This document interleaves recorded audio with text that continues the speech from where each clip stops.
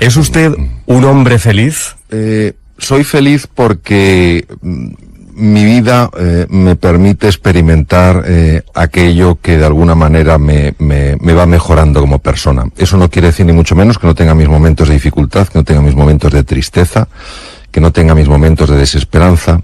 Lo que tengo es una guía que me orienta y me dice cómo tengo que tomarme esos momentos para aprender de ellos, para crecer interiormente. Para mí ese concepto es la felicidad, mucho más que un sentimiento, una guía, un sentido vital y unos valores que son los que de alguna manera están orientando constantemente mi vida y me ayudan pues a ir poco a poco tejiendo o aflorando la mejor versión de mí mismo, que es como yo quiero vivir. ¿Ser feliz es algo innato o algo que uno tiene que ir construyendo poco a poco? Vamos a ver, el ser humano en su interior, si fuera más consciente de su auténtica naturaleza, su esencia, se daría cuenta que la felicidad es intrínseca. Es decir, cuando una persona toca su núcleo, se da cuenta de que ese núcleo es la fuente de la sabiduría, la fuente de la verdad, de la bondad, de la unidad y la belleza. Lo que pasa es que el conocimiento que tenemos de nosotros mismos es tan pobre que a mí me recuerda a esas piedras que se llaman geodas, que por fuera pues son muy feas, no jamás llamarían la atención, pero cuando se rompen, cuando se penetra en su interior, tienen una estructura cristalina absolutamente impactante. Yo veo al ser humano exactamente igual y mi experiencia es esa, es decir, nuestro gran fallo es que no nos conocemos, es decir, nos vemos, pero nuestra mirada no tiene alcance y profundidad, entonces no nos descubrimos. Si nos descubriéramos, nos daríamos cuenta que, claro, que alguien que tiene esa estructura tan especial a la fuerza de ser feliz. Entonces yo resumiría esto diciendo que somos felices, pero no lo sabemos. Pero tal y como están las cosas y con los prejuicios que tenemos más o menos todos, para ser feliz hay que tener agallas.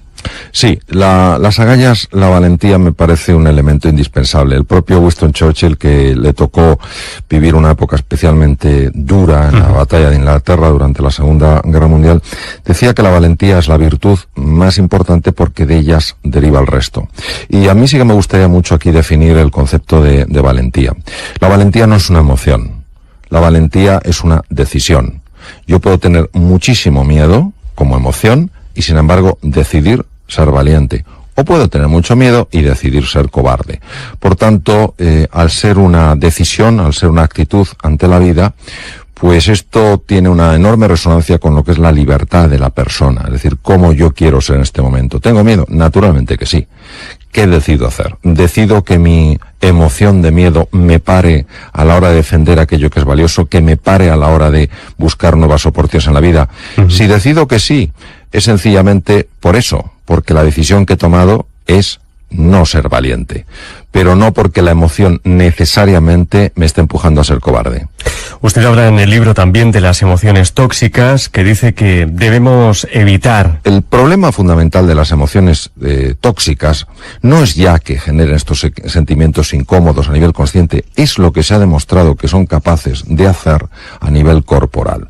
A nivel cerebral, por poner un ejemplo, y hablo literalmente, no intento exagerar las cosas, sino que son fundamentos muy sólidamente ya demostrados.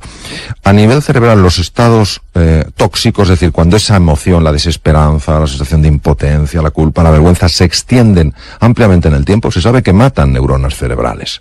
¿Cómo es posible que una emoción mate neuronas cerebrales? Pues se explica muy fácilmente. Una emoción es un cambio corporal, y ese cambio corporal implica cambios en los neurotransmisores, es decir, las hormonas intracerebrales, cambios en la química de la sangre, y hay cambios en estos neurotransmisores, hay cambios en la química de la sangre que son muy, muy dañinos para las neuronas, sobre todo para las neuronas de la región del hipocampo relacionadas con la memoria y el aprendizaje. En segundo lugar, pues hay estructuras tremendamente sensibles a las emociones tóxicas, tremendamente sensibles, como todo el sistema de defensa contra bacterias, contra virus y tumores, el sistema inmunológico de una excepcional complejidad casi, no tanto, pero casi tan complejo como el sistema nervioso central y que tiene receptores en su membrana, es decir, puertas de entrada en el interior de esas células. Algunas de las moléculas que se liberan en la sangre cuando tenemos estos estados emocionales tóxicos, al entrar en contacto con esta especie de cerraduras de la célula, producen cambios muy negativos y llegan a inhibir el funcionamiento de estas células. Por eso, por ejemplo, una persona que está pues luchando contra un tumor, lo peor que puede pasar es que esa persona caiga en la desesperanza, caiga en la sensación de impotencia, porque entonces se empieza a liberar una de estas hormonas que se llama el cortisol, y verdaderamente es que esto se sabe, además se sabe hace tiempo, la capacidad de estas células de hacer frente al tumor se reduce considerablemente. Entonces, el tema de las emociones tóxicas no debemos tomárnoslo de una forma ligera. Es decir, una cosa es tener momentos de desesperanza, momentos de impotencia, momentos de tristeza, momentos de culpa, de vergüenza, yo creo que es muy consustancial con el ser humano, y otra cosa es vivir ahí. Vivir en la desesperanza, vivir en la culpa, vivir en la ira, vivir en el resentimiento. Esto es muy, muy, muy nocivo. Cuando se habla de las emociones, cuando se habla de los sentimientos, a veces se habla en un tono, para mí, muy superficial. ¿Qué pasa? Que yo quiero conocer cuál es el fundamento físico de las cosas, no porque crea que todo es físico, no porque crea que todo se explica desde las moléculas o las estructuras corporales, sino porque creo que la biología es una parte muy importante, es una dimensión fundamental de nuestra vida. Entonces, este conocimiento de dónde se origina el miedo, en qué centros cerebrales, por qué se origina, da mucha luz a la hora de saber cómo se gestiona. Por eso, precisamente en el cociente Agallas, una de las cosas en las que hago más énfasis es en explicar los estados afectivos del cerebro, de dónde surgen y cómo se puede gestionar. ¿Estoy diciendo en el libro que sea fácil? No. Estoy diciendo en el libro que es posible, pero ¿cómo vas a poder gestionar algo que no entiendes ni siquiera cómo funciona? Si tú lo conoces, puedes comprender y entonces puedes gestionarlo y puedes superarte. Ese es el objetivo. Por eso, para mí, la ciencia siempre tendrá en mi vida un papel absolutamente esencial. Sí es cierto que hay personas más resistentes a los golpes de la vida que otras. ¿A qué se debe eso? Ha habido desde hace mucho tiempo el típico debate, que es el debate eterno, ¿no? De se nace, se hace, se entrena, etcétera. Y un poco como diciendo, bueno, la persona se moldea por completo, o la persona nace hecha, y por eso me gusta tanto la frase de Ortega, no somos un participio, somos un gerundio. No fantástica, fantástica. Exacto, es maravilloso, sí. No estamos hechos del todo, sino que nos vamos haciendo. Vamos a ver.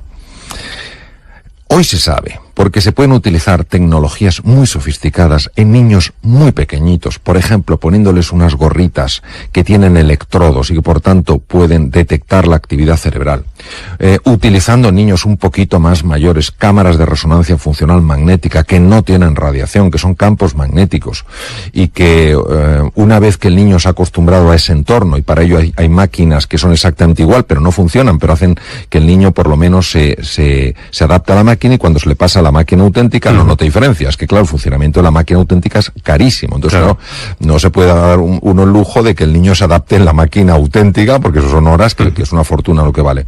Entonces se ha podido ver que hay niños que nacen ya con una predisposición clara a ser más optimistas en la vida, y hay niños que nacen con una predisposición clara a ser más pesimistas en la vida. Esto no debería sorprendernos, porque cualquier persona que tenga hijos o sobrinos y les ha llevado a una fiesta con otros niños se habrá dado cuenta de que algunos niños muy pequeñitos enseguida están explorando, jugando y relacionándose, y otros niños que se quedan pegados al padre, pegados a la madre, en un rincón, etcétera. Esto, ¿qué quiere decir? ¿Quiere decir que venimos determinados por naturaleza? En absoluto. Quiere decir que venimos por naturaleza con una inclinación, con una tendencia a ver el vaso medio lleno o medio vacío. ¿Por qué digo que es una tendencia? Porque hoy, gracias al conocimiento de la neuroplasticidad, es decir, de la transformación cerebral, y sobre todo lo que significa la fuerza del carácter, por eso el título, el cociente Agallas, se sabe cuando una persona está ilusionada, cuando una persona conoce estos procesos, cuando una persona está verdaderamente comprometida con entrenarse, le puede dar la vuelta a su personalidad como un calcetín. Es decir, una persona que nació con una tendencia a ver la parte oscura, negativa de la vida, empieza a ver el lado positivo. Claro, ver el lado positivo no quiere decir no ver la dificultad, quiere decir fijarse más en la oportunidad. Mientras que personas que nacen con la tendencia a ver el lado positivo, si se duermen en los laureles, si piensan que como ya han nacido con eso, pues está todo hecho, pueden ir perdiendo esa capacidad de ver el lado positivo, contaminándose a veces por la toxicidad que hay en el entorno, porque muchas veces, sobre todo en situaciones complicadas como la actual, donde la mayor parte de las conversaciones lamentablemente son de tono negativo, que es el tipo de contrario que tendríamos que tener, se van contaminando si no hacen un trabajo, porque se fían demasiado con lo que nacieron. Entonces, al final, es verdad que hay personas que nacen con una lotería, les ha tocado la lotería, han nacido con una capacidad, sobre todo, de ver el lado luminoso de la vida, y hay otros que han nacido con un desafío. Pero esto es como todo en la vida. Unos nacemos con unas cosas, otros nacemos con otras, y al final depende mucho, no solo de ese temperamento con el que has nacido, sino de cómo tú, utilizando tu inteligencia y utilizando la fuerza de tu voluntad libre, vas moldeándote a ti mismo. Es decir, vivimos pensando que deberíamos tener una vida mejor, pero no hacemos nada para remediarlo. Sí, vamos a ver.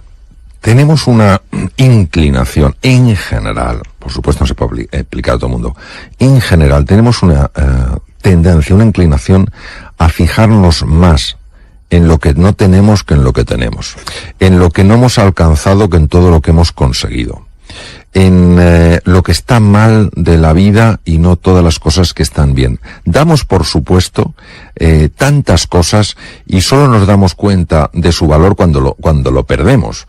Es decir, yo qué sé, vas perfectamente por la calle, un día te da un tirón y te das cuenta de que te tienes que ir moviendo como puedes. Y esto es una cura de humildad. Entonces, una cosa es ser conscientes de que los límites que nos ponemos muchas veces son límites absolutamente falsos, que nos limitan, que nos encogen, que nos empequeñecen. Y otra cosa es no ser conscientes de que como seres biológicos somos vulnerables, envejecemos, enfermamos, tenemos defectos, tenemos virtudes, tenemos cosas que no llegamos, y congraciarnos, aceptar esa realidad es fundamental. Muchas veces el grado de aceptación que tenemos con nosotros mismos es muy pequeño. Nos apoyamos muy poco en los fracasos, toleramos muy mal nuestras imperfecciones. Y en el fondo, esto es un camino absolutamente equivocado, al menos desde mi experiencia. Cuando uno se acepta totalmente, decir, pues bueno, a mí se me da muy bien, digamos, una determinada cosa y otra se me da mal. Bueno, yo tengo unas cosas buenas y otras cosas no tan buenas, me acepto en mi totalidad y a partir de ahí voy a empezar a superarme. Uno no se supera si se está constantemente criticando o criticando a los demás. Y desde el punto de vista ya de nuestra implicación en el entorno, no hay más que ver qué cantidad de gente o qué cantidad de personas nos quejamos y qué pocas personas están haciendo propuestas de mejora. Vamos a ver, la queja, si no va seguida de una propuesta de mejora, no sirve para nada. Pero es más fácil criticar que construir. Mete más ruido un árbol en un bosque que se cae que 100 árboles que están creciendo. Entonces, claro, salvo que haya nacido uno con esa predisposición para ver el lado positivo, tiene que hacer un esfuerzo, tiene que hacer un trabajo diario para enfocar su atención en aquellas cosas de la vida que sí están bien, en aquellas cosas de la vida que sí pueden mejorarse. ¿Aprender a controlar la mente es el mejor camino para tener una vida plena, para cuidar también nuestro cuerpo mejor? Yo casi cambiaría la palabra controlar por gestionar, porque controlar es como intentar dominar, intentar manipular, y la mente es demasiado poderosa como para eso. Sin embargo, gestionarla sí, y por supuesto la gestión de la mente transforma por completo la vida, ya que la mente tiene implicaciones en la salud física, obviamente en todo lo que son procesos mentales, e incluso tiene un impacto a nivel anímico. La actitud contemplativa es una actitud que lo que invita es a la serenidad, al descubrimiento y a saborear la vida. Lo mismo cuando se aplica a la comida, saborear la comida, no sencillamente engullir. Y la comida tiene mucha más importancia de lo que imaginamos. Está obviamente el tema del sabor, tiene implicaciones sobre todo en el funcionamiento de la flora bacteriana, lo que se llama la microbiota, que a su vez tiene un impacto directo en el funcionamiento del cerebro. Es muy frecuente hoy en día que las personas se quejen de trastornos digestivos. Sí. Y parte de ese trastorno es por la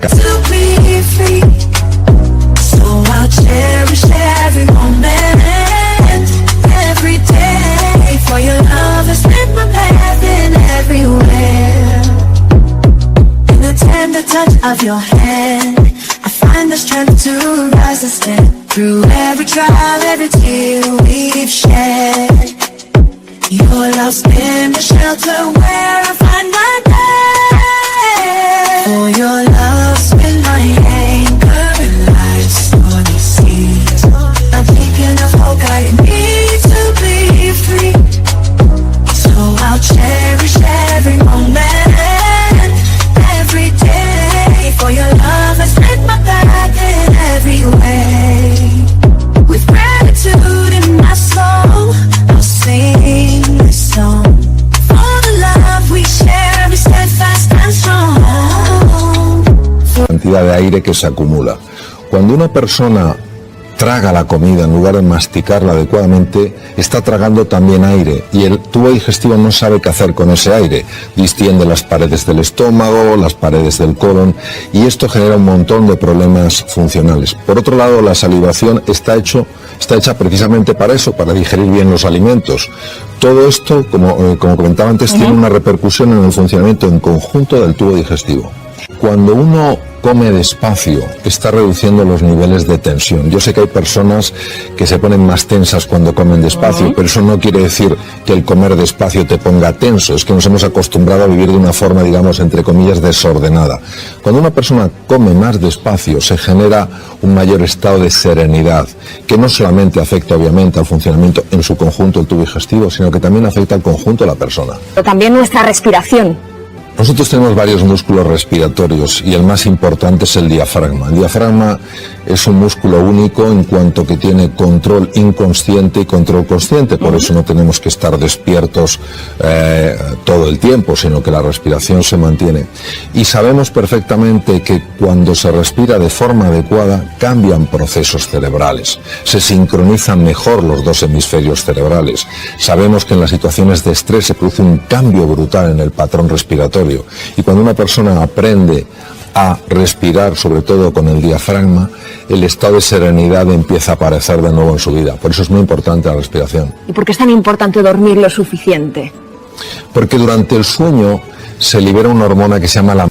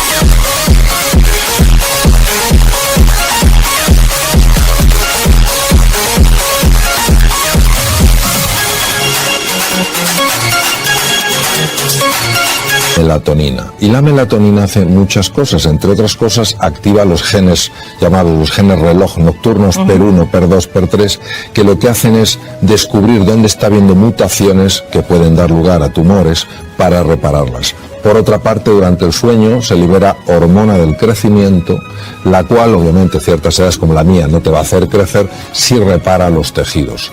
Y además, durante el sueño se activa un sistema muy especial que es el sistema linfático, que no es el linfático, correspondería al sistema linfático del cerebro, que permite la eliminación de proteínas tóxicas que se acumulan por la actividad cerebral, que si no se eliminan pueden facilitar con el paso de los años enfermedades neurodegenerativas.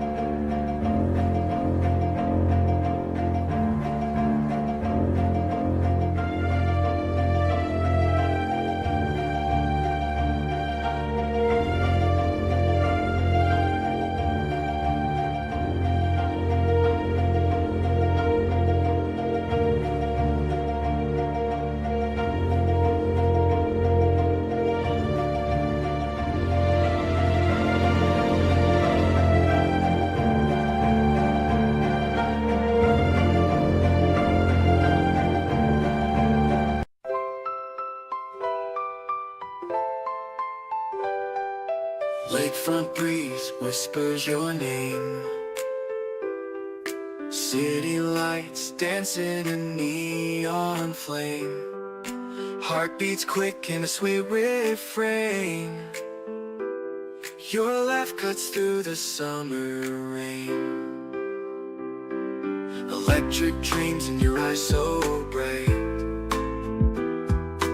Bassist grooves with all his might. Holding hands beneath the Willis Towers light.